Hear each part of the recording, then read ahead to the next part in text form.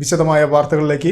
രാജ്യത്തിന്റെ 77ാം റിപ്പബ്ലിക് ദിനം തലപ്പള്ളി താലൂക്ക് ആസ്ഥാനത്ത് വിപുലമായ പരിപാടികളോടെ ആഘോഷിച്ചു. വടക്കാഞ്ചേരി സിവിൽ സ്റ്റേഷൻ അങ്കണത്തിൽ നടന്ന ചടങ്ങിൽ സേവ്യർ ചിറ്റിലപ്പള്ളി MLA ദേശീയ പതാക ഉയർത്തി. വിവിധ മേഖലകളിൽ മികവ് തെളിയിച്ച പ്രതിഭകളെ ചടങ്ങിൽ ആദരിച്ചു.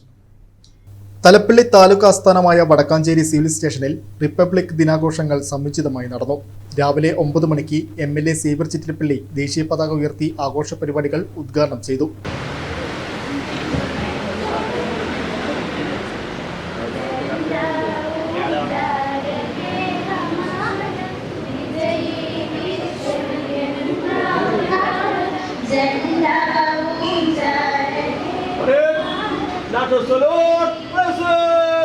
വടക്കാഞ്ചേരി നഗരസഭാ അധ്യക്ഷ മിനി അരവിന്ദൻ അധ്യക്ഷത വഹിച്ചു.